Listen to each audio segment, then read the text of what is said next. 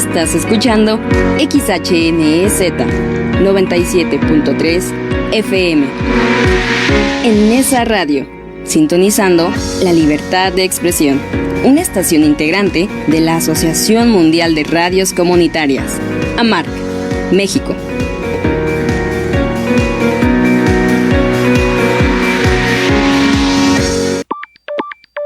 En Nesa Radio 97.3 FM es una estación de radio comunitaria sin fines de lucro, por lo que las opiniones, puntos de vista y comentarios emitidos en este programa son responsabilidad de sus interlocutores y no de la estación. Derecho para no abogados, porque todos tenemos derechos. El programa donde no necesitas ser experto en leyes para defender tu acceso a la justicia. Entrevistas con especialistas en cada materia. Pregunta, resuelve y da tu punto de vista.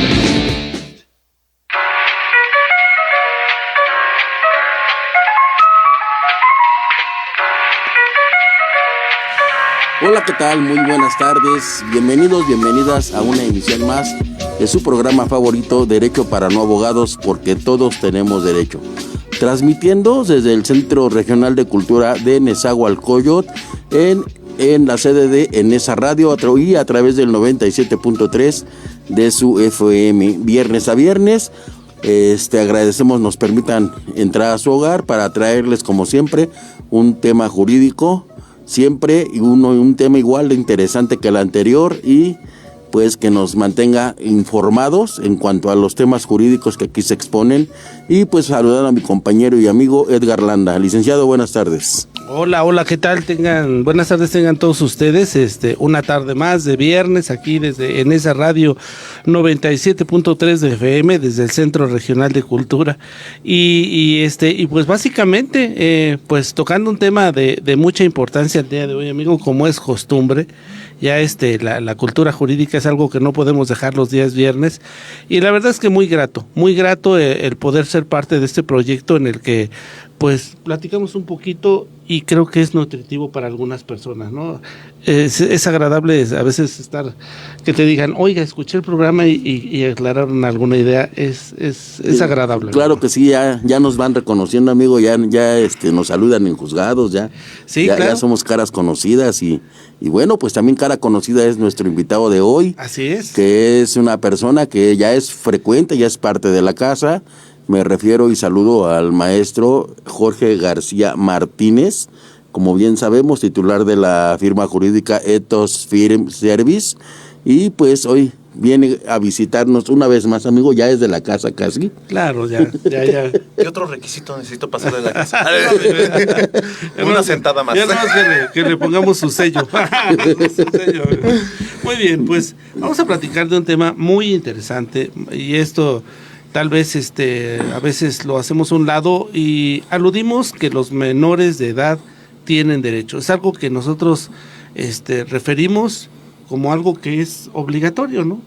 Así lo establecemos, no solo porque lo marca nuestra Constitución, que los menores tienen derechos, sino porque además de todo, creo que es muy vago ese valor que les damos a esos derechos. Más bien, esos derechos a veces pensamos que no son derechos de los menores, a veces pensamos que son derechos de los padres, ¿no? Como si el menor careciera de toma de decisiones, careciera de un punto de vista, careciera de cierta relevancia dentro del proceso. Es más, al menor una de dos, o se le revictimiza en ciertas circunstancias, o bien pues no se le toma en cuenta, ¿no? Creo que nos vamos a los extremos, y eso es lo que vamos a hablar el día de hoy. O sea, esta cuestión de lo que es hablar del interés superior de los menores de edad, de los niños, niñas y adolescentes. Es correcto, amigo. La protección de los menores, en específico niños, niñas y adolescentes, se encuentra respaldada en el artículo 4 de nuestra Constitución, y este principio, amigo, obliga a los jueces y autoridades a tomar decisiones considerando siempre qué es lo más beneficioso para nuestros infantes. Y bueno, pues para eso nuestro invitado de hoy nos va a explicar a detalle de qué estamos hablando. Licenciado Jorge, de nueva cuenta, Un gusto tenerlo aquí. Gracias, compañeros, amigos. Ya aquí estamos pues de vuelta. Muchísimas gracias de nuevo por la invitación. Y es uno de los temas bastante amplios que a veces yo ni siquiera ya considero que sea cuestionable que los menores tengan derechos, aunque sí es cuestionable el actuar de la autoridad, porque esta misma semana hemos tenido, bueno, en mi aspecto, por lo menos en los asuntos que estoy llevando, tengo una serie de situaciones, tanto con diferentes materias, en el ámbito penal, en el ámbito familiar, inclusive administrativo, en donde se hacen de lado los derechos y la urgencia que estos tienen para su protección.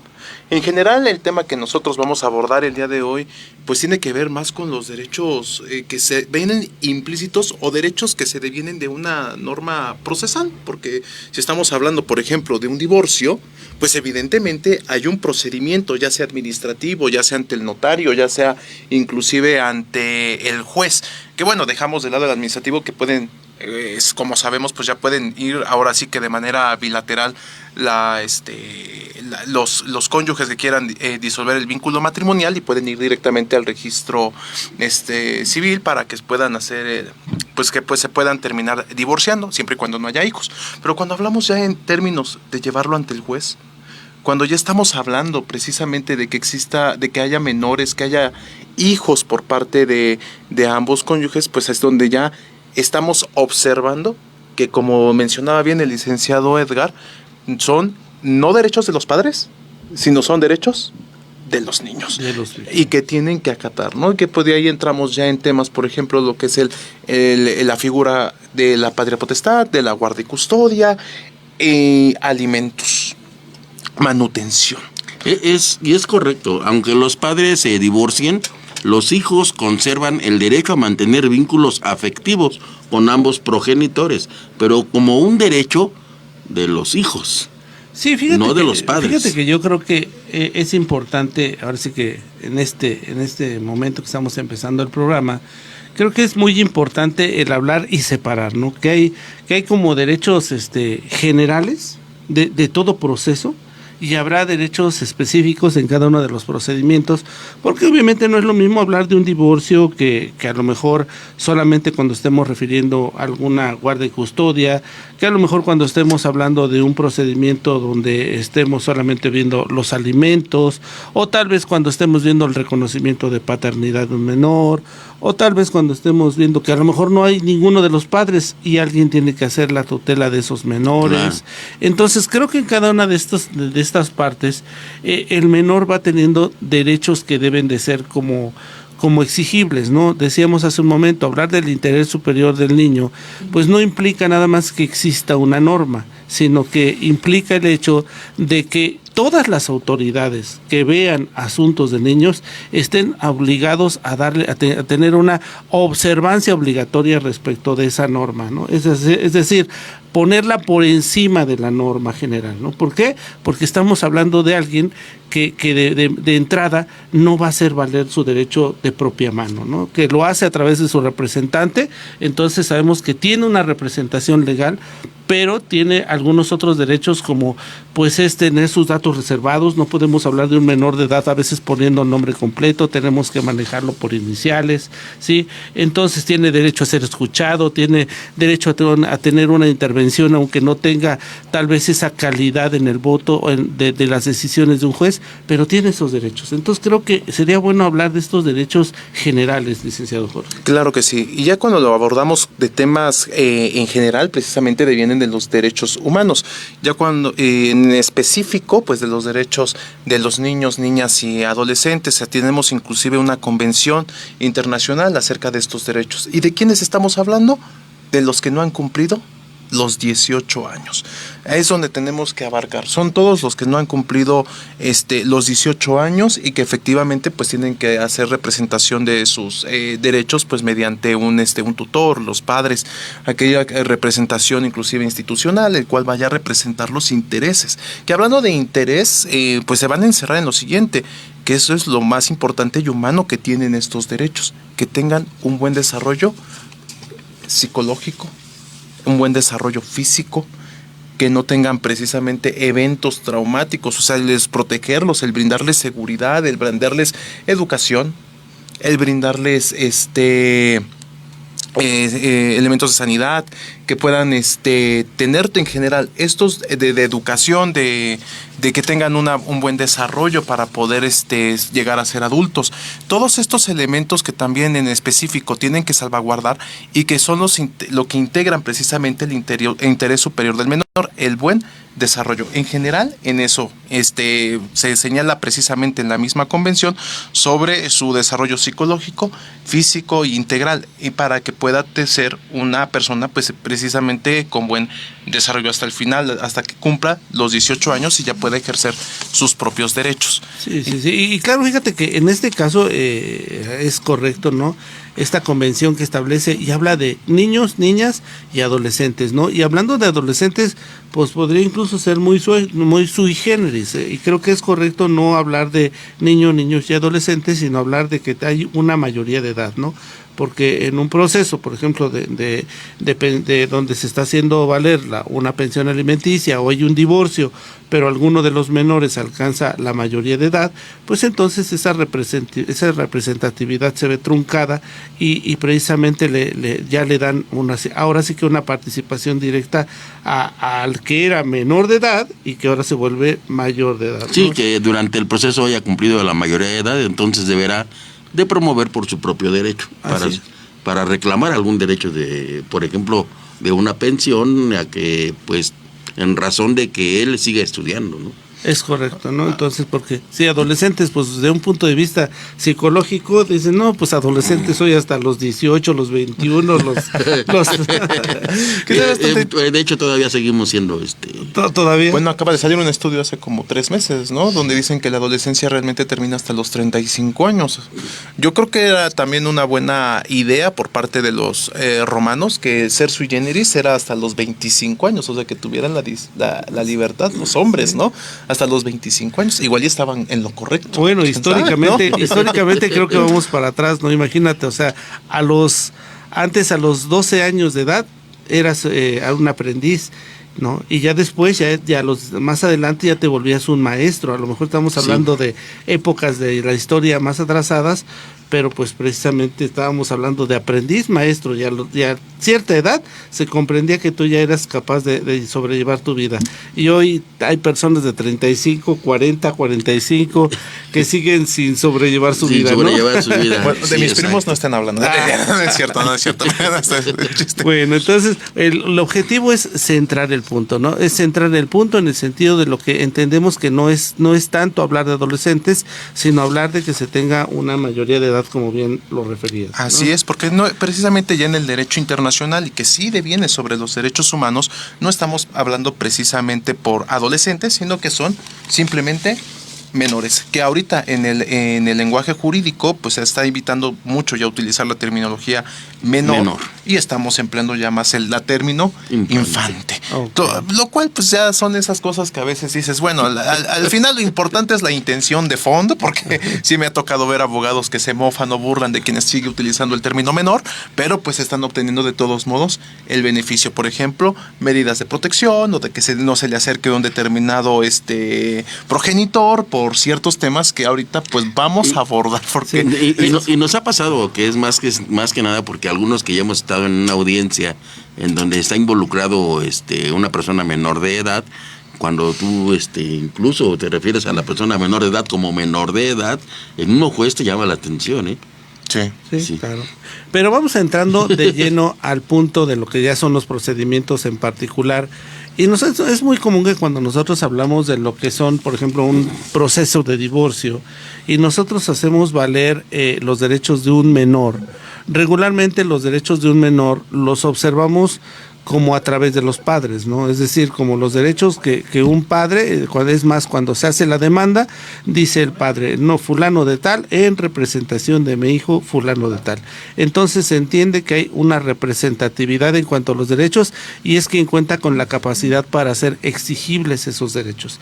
Pero si nosotros analizamos esos derechos que pueden ser exigibles o hechos valer a través del padre, el progenitor, el tutor, o quien esté como al frente de ese menor, vamos a ver que no son tanto del menor. Vamos a ver que sí existen derechos que son propios del menor, ¿no?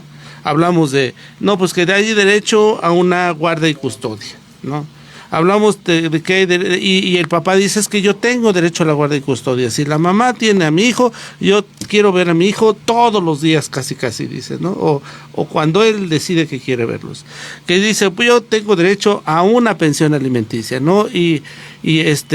Pero es una pelea entre el padre y la madre, esa pensión alimenticia, ¿no? Es correcto. Y entonces vamos tratando, incluso el régimen de convivencias, ¿no?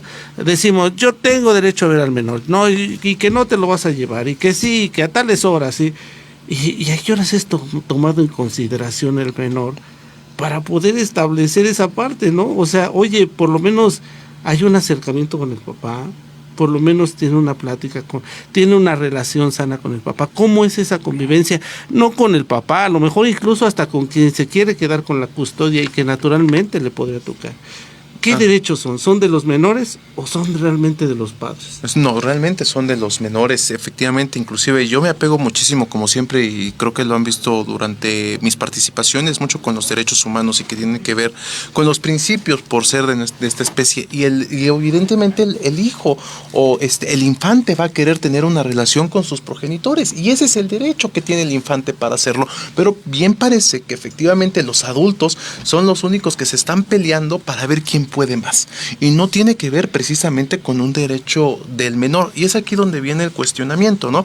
Realmente, ¿cómo podríamos garantizar que los menores estén inclusive con el progenitor que realmente no les está generando un daño? Porque me ha tocado ver situaciones en que los infantes se encuentran en protección de uno de los progenitores y el cual ha generado abuso. Es correcto. ¿Cómo es posible que suceda este tipo de cosas? ¿Qué te parece si este tema tan importante lo traemos a colisión después de un corte? Y pues, si no hay ningún inconveniente, amigo Landa. No, incluso pues es una invitación para todo el público en general a que hagan preguntas, ¿verdad? Que si nos estás oyendo y eres un estudiante de derecho, litigante, si hay preguntas, pues adelante, aquí estamos para eso, no para dilucidar nada, ¿no? El derecho es como el hilo negro y ya está inventado, ¿no? Entonces, es correcto. Para tener esa plática y podamos a lo mejor ahondar en esos puntos. Así es que esperamos tus comentarios y regresamos después de un breve corte. Regresamos. Escuchas Derecho para no abogados, porque todos tenemos derechos.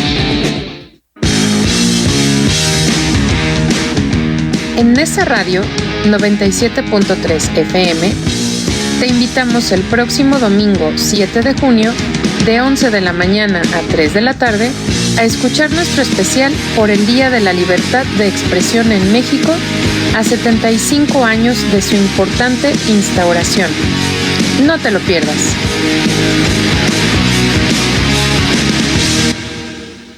Este domingo en la Hora Nacional hablaremos del fenómeno mundial que une generaciones, el fútbol. Les contaremos sobre la segunda edición de México Canta por la Paz y contra las Adicciones. Hablaremos sobre la prevención del cáncer de próstata. Y sobre el Día Mundial contra el Trabajo Infantil. Si tienen dudas de la cartilla militar, aquí los orientamos para empezar el trámite. Leos y Chá, los esperamos este domingo a las 10 de la noche. Esta es una producción de RTC de la Secretaría de Gobernación. Gobierno de México. Escuchas en Nesa Radio 97.3 de FM. En Derecho para no abogados, escuchemos la entrevista.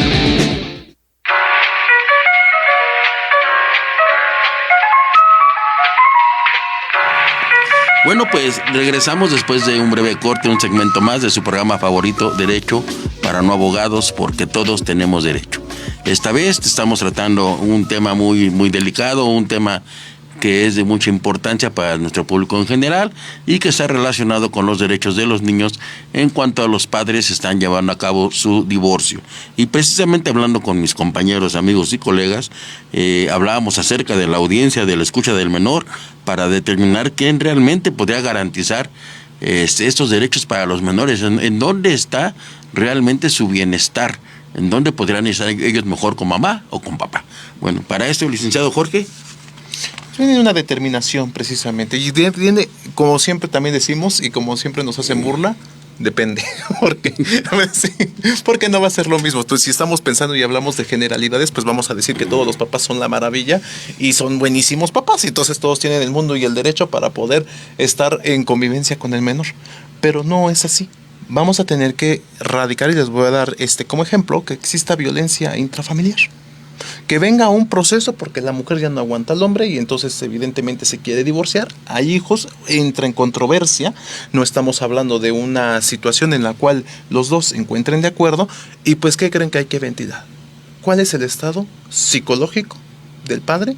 E inclusive las secuelas que tiene los infantes derivadas de la violencia. Y entonces se derivan otros derechos, porque ¿quién cree que va a tener que tener la guardia y custodia? Porque cuando hablamos de la guardia y custodia no estamos hablando de que los tengan nada más de lunes a domingo, sino donde el infante va a tener su domicilio, donde él va a vivir. Y eso lo tiene que determinar precisamente el juez mediante los medios de prueba que también se puedan ofrecer. Por ejemplo, como ustedes mencionaba, una pericial psicológica, ya sea por el comportamiento, la personalidad del padre, y así como los efectos y las partes negativas que haya tenido consecuencias, secuelas. Por ejemplo, nada más en el ejemplo que estoy dando de violencia, el menor.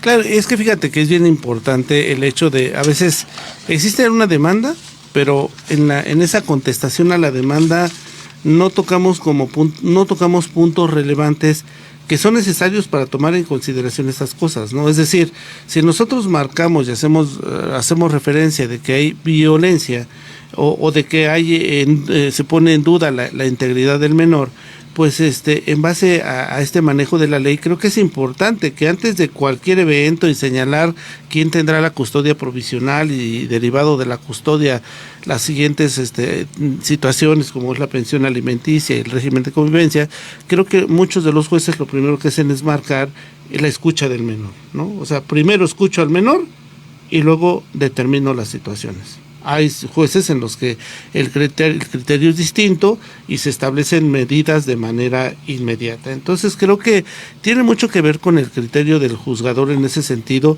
pero también en el hecho de cómo motivemos nuestros escritos, ¿no? Porque pues si nosotros hacemos valer que todo está en orden dentro de la relación y que solamente el pleito es entre papá y yo, pues entonces el juez determinará situaciones habituales y normales para un menor. Pero si nosotros hacemos la motivación adecuada, claro que debe de haber una preponderancia, una importancia en el sentido de qué voy a hacer para salvaguardar los derechos del menor. Entonces creo que a veces el problema no está en el actor o en el demandado. Mucho tiene que ver también la parte jurídica, el abogado, el cómo motiva esas situaciones, ¿no? El que seas lo suficientemente expreso para poder hacer valer esas situaciones. ¿Tú qué opinas, licenciado? Así es, y tiene que ser bastante hábil nuestra argumentación para efecto de crear convicción, en lo cual, pues quién debe de mantener la guardia y custodia por momentos, como volvemos otra vez con este ejemplo, ¿no? En el tema de algún tipo de violencia, por no decir pues cosas más graves, ¿no? Como pueden ser tocamientos. Sí, claro. Y es que hoy no nos podemos espantar de nada, o sea, los hechos se dan. Y existe todo tipo de situaciones y es importante hacer hincapié. Precisamente en estos días pasados se dio una situación que se viralizó respecto de una niña que está siendo entregada a su padre para su custodia, la cual subieron los videos a redes sociales y estalló las opiniones de la gente, ¿no? Porque la niña sí acusaba o señalaba abuso por parte del padre. Y posteriormente, pues bueno, me parece ser que a final de cuentas sí se quedó con la mamá, pero pues esa es la base donde las autoridades deben de poner mayor énfasis y pues mayor profesionalismo ahí en el tema de la escucha del menor, para garantizar que la custodia deberá determinarse atendiendo exclusivamente al interés superior del menor y no como un premio o como un castigo para alguno de los progenitores. ¿Cómo es una audiencia de escucha de un menor, licenciado Jorge? En este caso, pues pasa directamente con el juzgador. El juzgador le habla, pues así que de manera normal, hola, ¿cómo estás? Y que no sé qué me cuentas de tu papá. Y entonces no están evidentemente los progenitores, el juzgador, la juzgadora toma anotaciones precisamente de lo que escucha y qué es lo que le está contando el infante. Aquí es algo importante también a señalar, que no es sobre una edad, sino que también se puede ir directamente con infantes que ya inclusive pueden tener una comunicación y expresarse. Porque eso es lo más importante, porque yo también conozco infantes que tienen 12, 13 años y por motivos de las secuelas traumáticas no hablan.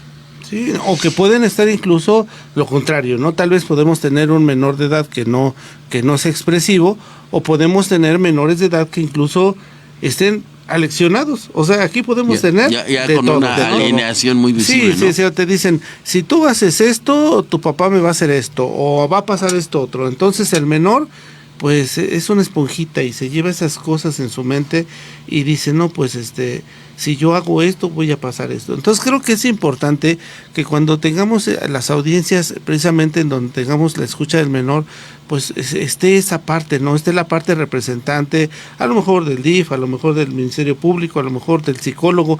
Digo, a veces no hay psicólogos y, por ejemplo, en el Estado de México, hay veces que aquí en el MP, por así decir, son los psicólogos del DIF los que terminan apoyando a las instituciones ministeriales, porque a veces no se puede con tanta carga de trabajo. Entonces, pero en una audiencia donde se escucha un menor, creo que es importante que por lo menos haya la parte psicológica, la parte del Ministerio Público, en donde, bueno, ahí en la Ciudad de México pues están en los primeros niveles, es donde se escucha a los menores y en los primeros pisos, sí, en el primer piso, no en el juzgado, sino en el área segundo y tercero, y tercero, ¿no? Que es el área reservada para la práctica de estos ejercicios, y donde el niño, ante una situación donde se ve un ambiente que no es hostil, no es lo mismo ser entrevistado en un juzgado que en un ambiente en donde se ve pues que hay como un ámbito de juego, como un ámbito que no es agresivo, pues el niño puede expresarse de una mejor manera, ¿no? Y pueden obtenerse las preguntas adecuadas para poder expresarlo, ¿no? Porque a veces en un juzgado, en la oficina del juez o en la sala de audiencias, pues no es precisamente el lugar más idóneo. Aquí en el Estado de México, pues pasa que muchas veces es la escucha del menor, pues en la sala donde se lleva. Sí, no hay un espacio adecuado para llevar a cabo ese importantísimo ejercicio. Sí, y yo creo que una vez que ya se tiene establecida esta medida, pues también hay que recordar, porque vamos a establecer algo muy claro, ¿no? Un proceso es un tiempo legal en el que las partes tienen oportunidad de demostrar cosas. Y sabemos que esos procesos se van a ver, si no manipulados, pues ciertamente inducidos por los litigantes. Entonces no debemos de olvidar que todo lo que digamos debe ser probado. O sea, no es como que a veces digamos que el papá es el peor o que la mamá es el peor, la mamá es la peor. Creo que hay que recordar que en los procesos actuales, si nos vamos a los juzgados del Estado de México, el juez ya fija pruebas que son de rigor, ¿no? Fija pruebas que son como oficiosas, por así decirlo, ¿no? Si bien el juez no es parte, pero el juez establece pruebas oficiosas para llegarse a una mejor claridad, como son las pruebas de psicología y trabajo social, ¿no? Entonces, ¿cómo se hace el desarrollo de estas pruebas, licenciado Jorge? Si hablamos de una prueba en psicología, ¿a quién se escucha? ¿A los padres, al menor, a los tres? ¿Qué es lo que se hace? Y la de trabajo social, porque pareciera como que es nada más saber cuánto ganan, pero hoy en día la verdad es que es una prueba bastante, ¿cómo se llama? Contundente. Sí, muy dedicada, es muy importante, porque pues ya esta prueba me parece ser que se hace con la visita del trabajador social al domicilio de los divorciantes, o en caso de, aunque no estén casados, pues de papá y de mamá, para verificar las condiciones en que viven y pues así poder establecer en dónde el menor tendría una mejor residencia.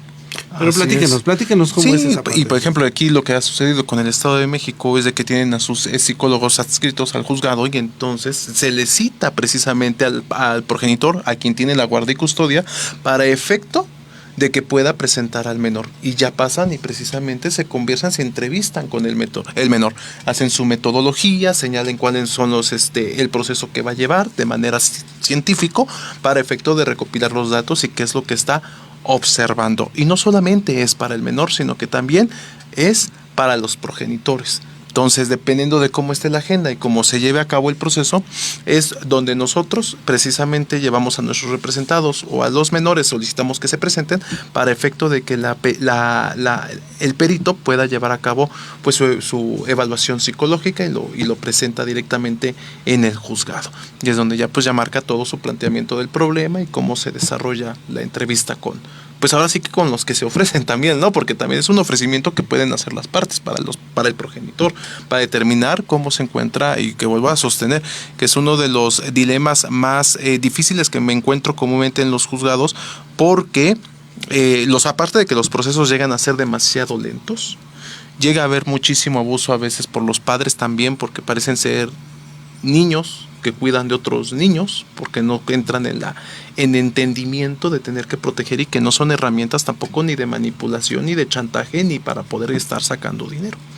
Y es algo que no llegan a entender muchísimos padres, y eso se me hace increíble. Yo creo que tendríamos que tener otro tipo de herramientas que inclusive sean más rápidas, eficientes, porque al final los niños quedan con estas marcas traumáticas, inclusive aunque suceda y pasen 5 años, digamos, para determinar en su totalidad un planteamiento, pues las marcas o secuelas psicológicas y del desarrollo de los infantes pues quedan marcadas de por vida. Pero bueno, al final pues así se está planteando la justicia en México, y pues se tiene que seguir el proceso. Fíjate que uno de los principales puntos, y creo que debemos de tomar en cuenta, es que precisamente lo que se busca con esa guarda y custodia, y hablamos del derecho del menor, no digo, el adulto, el padre o la madre ve satisfecha su situación teniendo al menor, ¿no? Pero que nos hemos puesto a preguntar qué es lo que obtiene el menor derivado de estar, para empezar, lo vamos a poner en un conflicto. O sea, va a estar en un conflicto en el que a veces tiene que optar por mamá o por papá. ¿Y qué te parece, amigo, si este tema lo ampliamos después de un corte? Bueno, pues ya me cortaste la inspiración, pero si no hay otra. Adelante. Tenemos que ir a un corte. Regresamos. Escuchas Derecho para no abogados, porque todos tenemos derechos. Estás escuchando en Nesa Radio 97.3 de tu FM, sintonizando la libertad de expresión. En 30 años el mundo cambió. Todos cambiamos. Pasamos del papel a la velocidad de un clic. En el Estado de México nuestra democracia también cambió y creció. Vimos nacer la paridad y fuimos testigos de la alternancia. Pero hay algo que no cambió: tu voto. Desde 1996, el Tribunal Electoral del Estado de México ha sido guardián de tu elección y contribuye a la paz social. Tribunal Electoral del Estado de México. 30 años de compromiso con la democracia. Escuchas en Nesa Radio 97.3 de FM. El Derecho para no abogados resuelve con nuestro especialista.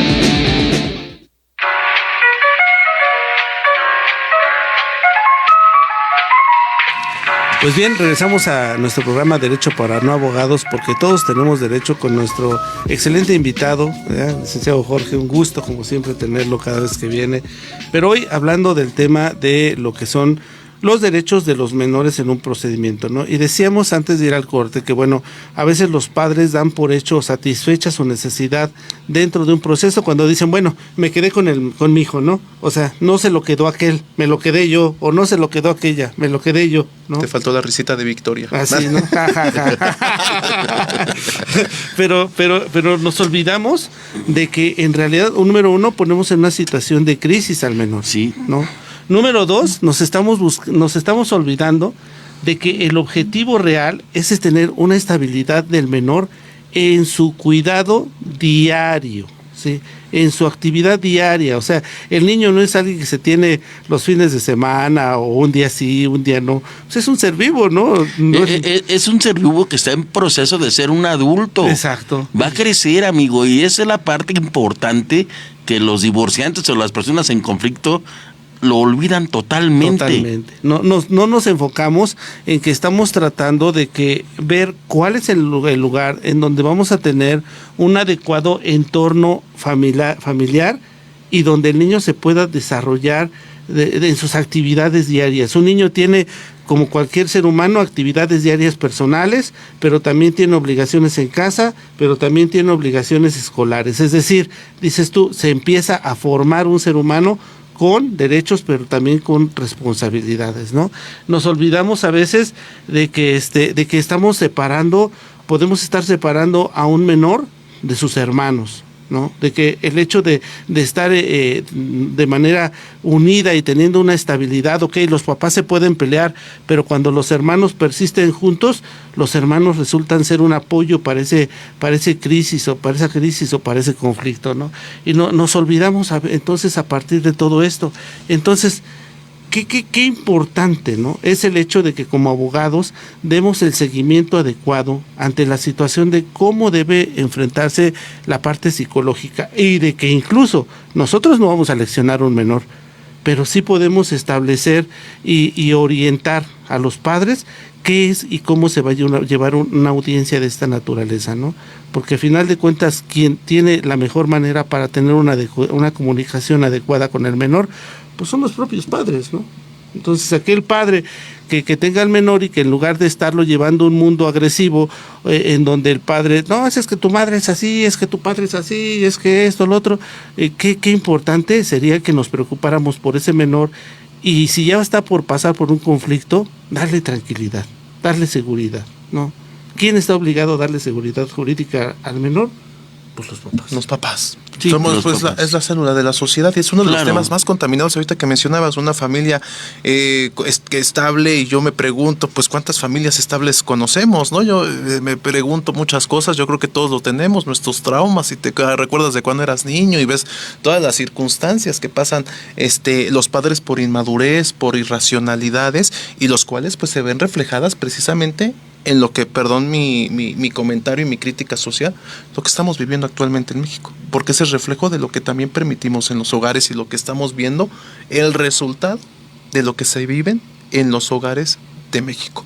Porque yo hasta ahorita no conozco realmente ni al matrimonio más feliz, ni a los niños más felices, ni siquiera al buen desarrollo que tanto se habla, ¿no? Tanta educación y tantos planteamientos que tenemos, y las autoridades lo permiten. Lo increíble es que las autoridades juzgan nada más, a veces sin plantear y no quererse llegar a la verdad, así como hay juzgados, y esto lo voy a traer a colación, abogados, inclusive para aquellos que tengan alguna situación jurídica en cuanto al temas con menores. Olvídense a veces de temas procedimentales. Podemos acercarnos al juez y decirle que tiene que allegarse de todo lo que exista, inclusive si no se contestó una demanda a tiempo porque nos la ocultaron, inclusive si nos están nos están armando un procedimiento, porque también lo hacen los papás con tal de ganar, de egos, ¿no? Entonces, no importa.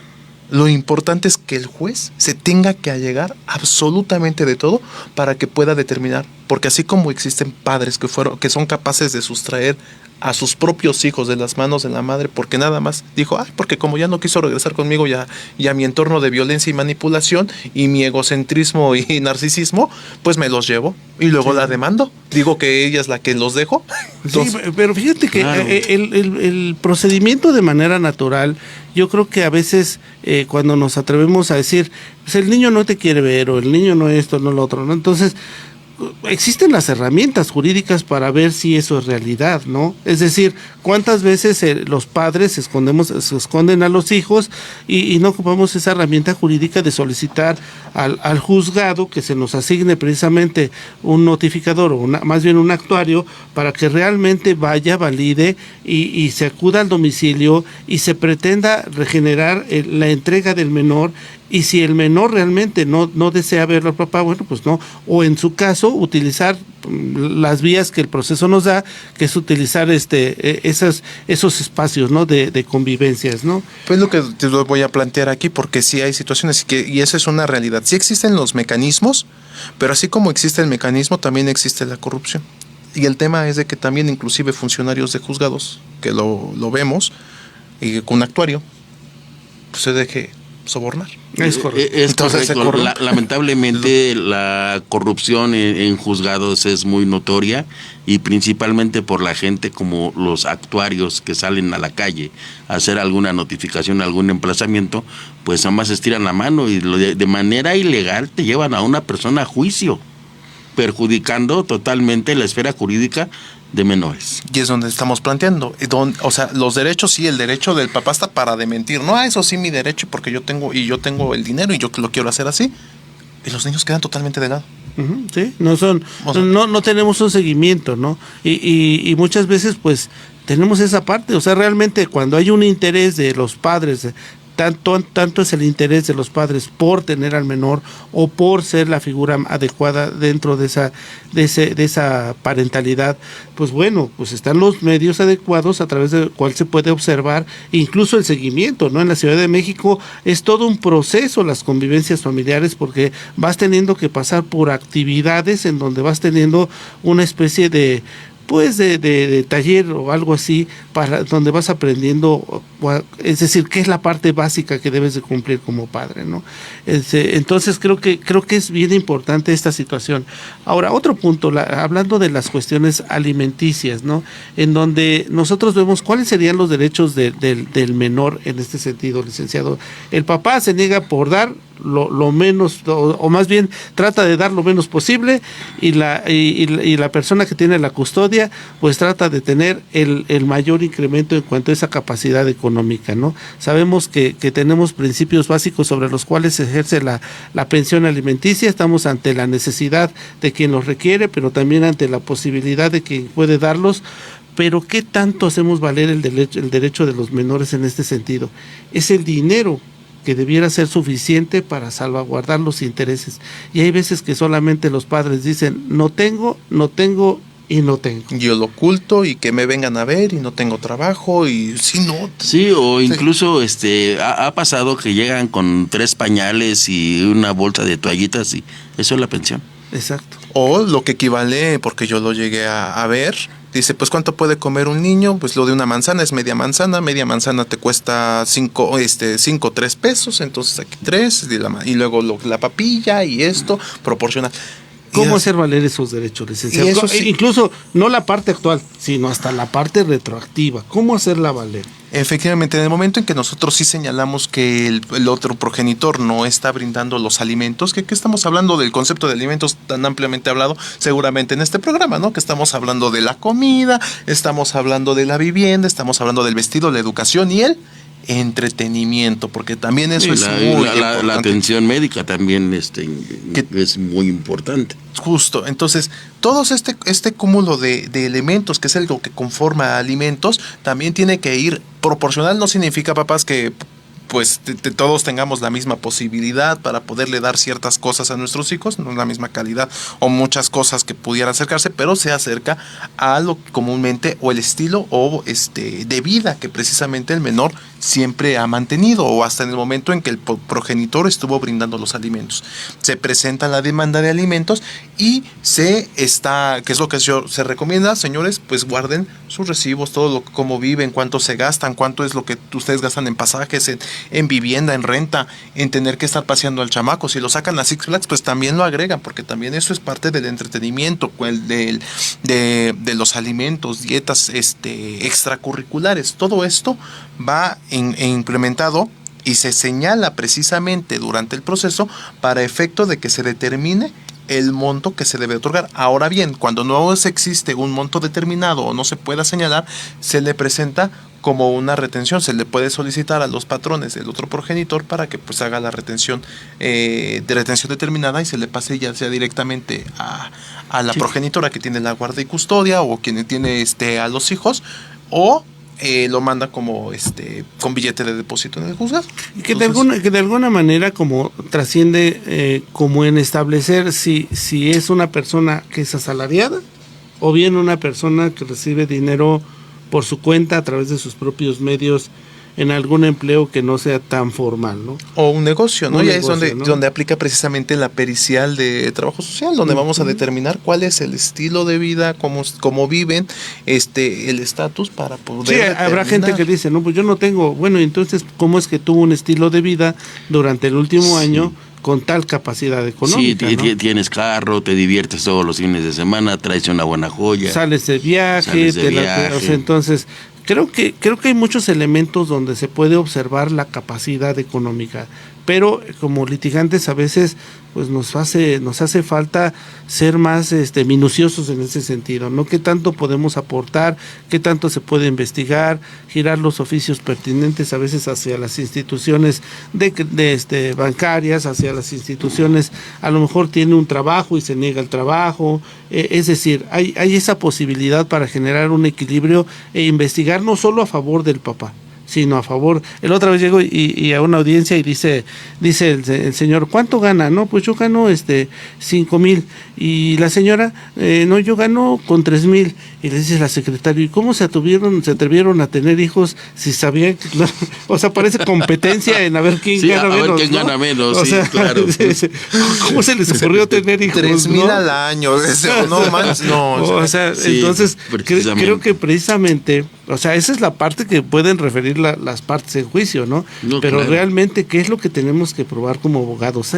Creo que hoy en día se nos olvida que ser abogado no solamente es hacer una exposición de hechos, ¿no? Sino que tenemos que darnos a la tarea de probar, o sea, lo que no se prueba en el derecho, de investigar, licenciado. De investigar, sí, claro. Pero yo creo que algo que también es importante es que a veces, así como se tiene derechos, también se tiene la pérdida de derechos. A veces se pelea de manera conjunta la custodia y se pelea de manera conjunta con la pérdida de la patria potestad. Y hay que recordar, creo que en este caso, no es tan fácil perder una patria potestad, ¿no? Que ese derecho a guiar, a ver por el hijo, a representarlo de manera legal. Creo que en ese sentido es importante establecer que si nosotros hacemos valer que aquel que tiene que cumplir con la obligación alimenticia no lo genera, hay un abandono del menor, hay un riesgo por violencia del menor, hay un riesgo, a lo mejor hay un abandono del menor, pues la consecuencia sí puede ser la pérdida de la patria potestad, ¿no? Claro. Pero creo que es importante ir haciéndolo valer por partes, ¿no? Es decir, así como tienes derechos como padres y el hijo tiene derechos, pues también no puedes olvidarte de los derechos del hijo, ¿no? Y más que un derecho, porque yo realmente veo más obligaciones por parte de los progenitores, porque no estamos hablando de que sea un juguete, el infante, ¿no? No es parte de tu entretenimiento y tampoco tu trofeo, sino que es tu obligación porque tú decidiste procrear y decidiste darle también a alguien, o a alguien lo reconociste como tu hijo, y por lo tanto tú tienes la obligación social, legal, humana, de hacer todo lo posible para que se desarrolle de manera íntegra en todo tipo de aspectos, psicológico, físico, todo lo que conlleve precisamente a desarrollar un buen adulto. Sí, entonces, en general formar un buen ciudadano que sea útil a la sociedad.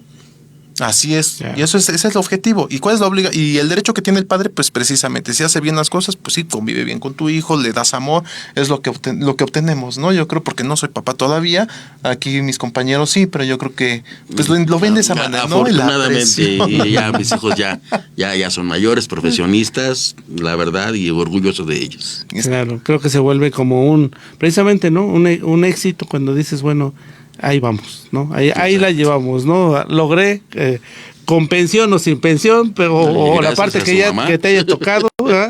Ser el cuidador o ser el que da, creo que es la parte importante, ¿no? Y no olvidarnos de la parte de las convivencias, porque creo que esa es la parte en donde no le quitamos a aquel padre que no tiene la custodia ese derecho de poder hacer valer lo que representa esa figura, ¿no? Creo que psicológicamente el hecho de que un menor de edad cuente con ambas figuras dentro de ese desarrollo, pues creo que es lo que le va a dar seguridad en un futuro y va a entender la importancia de la madre y va a entender la importancia del padre. Es decir, ¿por qué? Porque dice ambos ambos son importantes, ambos son necesarios, pero cuando se tienen conflictos precisamente en ese desarrollo, pues se crea esa idea pues desorganizada de lo que es el pensar, que es el padre, que es la madre, y terminamos reproduciendo pues muchas veces eventos que sufrimos y terminamos reproduciéndolos con nuestros propios hijos. Aquí es lo que somos adultos, ¿no? Está reflejando nuestros problemas o traumas con nuestras nuevas relaciones, y que por qué estoy encontrándome con mi mamá o con mi papá, o estoy evitándolos totalmente cuando no los resuelvo, que ya viene con otra parte más psicológica. Pero bueno. Bueno, quisiera mandarle un saludo, si nos lo permite. Claro que sí, amigo. Igual, pues tenemos algunas preguntas de nuestro auditorio, amigo. Claro, saludamos a la licenciada Noyola Rivera, que es nuestra psicóloga de cabecera también aquí.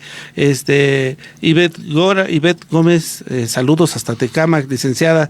Jazz Manecar, también saludos aquí en ESA. Dice, muy bueno el tema del día de hoy, saludos a Dayan de RS, a Pili Rojas, dice... muchas gracias. Saludos a Impulso y Enlace Ciudadano, al Instituto de la Defensa del Hombre, a Nayeli Chávez Rico, a Pili Rojas. Gracias por los comentarios. A Alfredo Barrera, a Noé Alberto Chávez, dice, ¿qué recomendaciones prácticas les darían a los padres que están pasando por un divorcio para proteger máximo a sus hijos? Es que depende. Pues no es lo mismo tener a padres que están siendo violentados, pues evidentemente tienes que correr y huir y irte lo más lejos posible, porque hay secuelas. Y es mejor a veces los padres no juntos, sino totalmente separados, porque es para la protección del menor. Ahora, si hay un proceso, tomar decisiones totalmente maduras y objetivas. Sí, exactamente. Independientemente de la recomendación es ser maduros. Sí. Es evitar nuestros sentimientos. A ver, nuestras situaciones entre padres es completamente diferente, y que no lo vean, y evitar que los hijos vean esos donde se explayan en emociones y gritos, que la verdad yo no entiendo, pero pues así yo he visto, y luego sí me dan ganas de, a ver, hijos de porque parecen más animales que personas, pero bueno, perdón, es que sí, ya luego sí me enoja, porque no, cómo se atreven, de verdad, pero bueno, ya es otro. Pero van y vienen, adelante. Luego dice, ¿qué tipo de ayuda psicológica, social o legal está disponible para los niños durante y después del juicio? Pues existen los elementos institucionales, y no tienes para poder aportar pruebas inclusive privadas, pues también el mismo Estado te las va a brindar. Inclusive en materia penal también, que no hablamos ya de la revictimización, porque por ejemplo, si ustedes ya llevan un proceso por motivos de violencia o tocamientos, lo que nosotros hablamos en materia penal, inclusive con esos con lo que se hagan las periciales por parte de por materia penal o durante la carpeta de investigación, ustedes pueden sacar sus copias certificadas y vamos a demandar ya directamente en el ámbito familiar. Sí, recordar que de alguna manera los procedimientos familiares no están peleados con los procedimientos penales, es más, pueden subsistir un incumplimiento de obligaciones alimenticias dentro de una investigación ante el Ministerio Público, y al mismo tiempo puede subsistir el proceso ante un juzgado de lo familiar, ¿no? Entonces, en el juzgado de lo familiar, si no pagas, pues te van a embargar, pero en el Ministerio Público, si no pagas, pues obviamente van a llegar a una investigación en donde, bueno, pues mejor asesórate.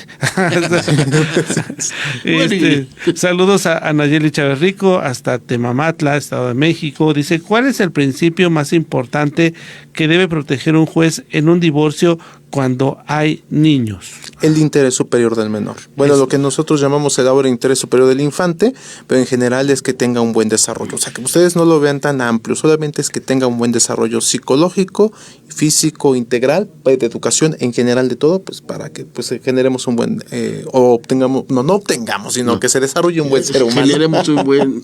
yo pensando que somos maquinita social, ¿no? Sí. Y también nos dice Nayeli Chávez Rico, ¿un niño puede decidir con quién vivir? Siempre y cuando, o sea, sí puede manifestarlo, por ejemplo, con la plática con el menor, con el infante sí lo puede manifestar, siempre y cuando también lo que evalúan es que pueda expresarlo. Ya a veces ya no tanto por la edad, sino que realmente tenga la capacidad de hacerlo. Entonces, todos somos diferentes, gracias a Dios, y hay niños de 5 años que se expresan de una manera que muy madura. No, yo quedo así con ojos de cuál te fumaste, ¿no? O qué consumes para.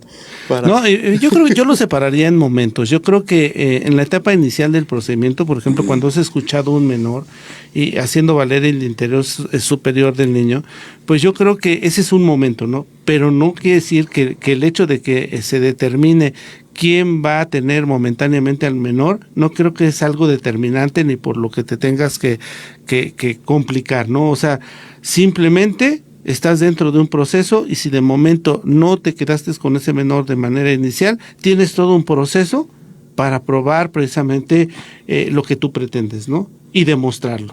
Sí, ¿no? Para llegar a la verdad. Para llegar a la verdad. Entonces puede ser que inicialmente no tengas al menor, pero si hay un buen argumento y una buena defensa de esos puntos, pues se puede llegar a cambiar ese criterio. Entonces, saludamos también a Brenda Maldonado, a Suara Ortega y a María Aurora, licenciadas, psicólogas, muchos saludos también. Es pues, correcto. Siempre, como siempre, pues bien agradeciéndoles su atención. Viernes a viernes, igual el apoyo en controles técnicos de nuestro amigo Aldo, de igual manera al Instituto de Capacitación Técnica Profesional y de Posgrados. Recuerden que estamos impartiendo cursos, diplomados, licenciaturas, incluso doctorado. Acérquense a nosotros, visítenos. Estoy seguro que habrá una oferta educativa para tu interés. Sí, que si tienes algún conflicto en materia legal y no cuentas con recursos, pues no te preocupes, puedes acercarte y decir, ¿sabes qué? Escuché el programa y quisiera alguna asesoría, con mucho gusto, y te podemos dar, si escuchaste a alguno de nuestros invitados y deseas que te contactemos, lo podemos hacer. Licenciado, ¿dónde lo pueden contactar? Claro que sí. Ustedes sus datos, ¿dónde lo pueden localizar para una asesoría? Me pueden localizar al 56 39 48 53 33 o un WhatsApp. Comúnmente pues me mandan una síntesis de su situación y ya los canalizamos precisamente con una amplia gama de especialistas en los cuales pues estamos aliados para efecto de pues obtener muy buenos resultados, y sobre todo si son niños nos ponemos pero sí perros. y también hacer valer esta parte que decías, nos allegamos de los elementos adecuados. Hay que recordar que no, el abogado no solamente es de manera individual, sino también hay que contar a veces con los elementos técnicos, ¿no? Es decir, contar con un buen margen en cuanto a conocimientos periciales o un equipo pericial para que ante un determinado momento, aquello que no se pueda hacer valer dentro de un juicio, podemos aportar situaciones externas que nos haga llegar más al esclarecimiento de la verdad, ¿no? Es correcto, amigo, y obviamente hacer valer todas estas situaciones, todas estas periciales, todo ese aporte probatorio, que como bien lo hemos mencionado de manera sobreabundante, nos hagan llegar a la verdad. Por último, nos pregunta otra de nuestras radioescuchas, Brenda Maldonado, ¿a qué edad un menor puede decidir con quién vivir? Pues es que la edad no es que lo decidan, o sea, si ya puede tomar, por ejemplo, los niños no van a agarrar ni tomar las maletas, bueno, sí, uno que otro, pero que sea agarrar e irse con el papá con el que se quiera ir. Ahora, si hablamos en un procedimiento jurisdiccional, cuando ya pueda plantearse la plática con el menor, inclusive ya en el ella manifiesta su voluntad por las razones que se planteen, o si no se puede nada más hacer una pericial psicológica, pues pues el menor sí podría llegar a tomar una decisión de que sea consciente. Incluso en situaciones de violencia, pues si hay violencia y el niño es entrevistado y el juzgado si lo toma bien, pues puede cambiar en ese momento la custodia. No hay ciertamente una edad. No hay un parámetro. Ajá, no hay un parámetro. Sino hasta que no se llegue en el momento justo y adecuado procesalmente. Pues lo que sí es que interpone tu procedimiento. Claro. Y también, si hay padres que se atrevieron a tener hijos teniendo esa capacidad mental, pues que un niño que sea probablemente más maduro, pues y es ahí donde viene toda la complicación. Muy bien. Pues nosotros les damos las gracias, licenciado. Bueno, pues como siempre, viernes a viernes, muchas gracias por permitirnos entrar a sus hogares. Recuerden que los esperamos el próximo viernes con otro tema igual de interesante, con un invitado también que vendrá por ahí. Parece que viene la licenciada Guadalupe Guzmán la próxima Tenemos semana. Por ahí agenda llena, vamos a ver quién viene. Sí. Lo hacemos llegar a través de oportunamente a través de la página de Nesa Radio les daremos la información, así que síganla. Sigan en Nesa Radio 97.3 con nuestro próximo programa, que es Ligarte Radio con el buen Salvador Cañas, donde un excelente programa donde encontrarás buena música, algo diferente. Escúchenlo, yo sé que les va a gustar. Y por la tarde, más tarde, rock al 100. Sí, amigo, rock al 100. Para todos aquellos que están ahí ya disfrutando, ya en su casa, ya descansando, rock al 100. Pero por hoy nosotros nos despedimos, que estén muy bien. Muchas gracias, licenciado. Gracias a ustedes. Hasta la próxima. Hasta la próxima.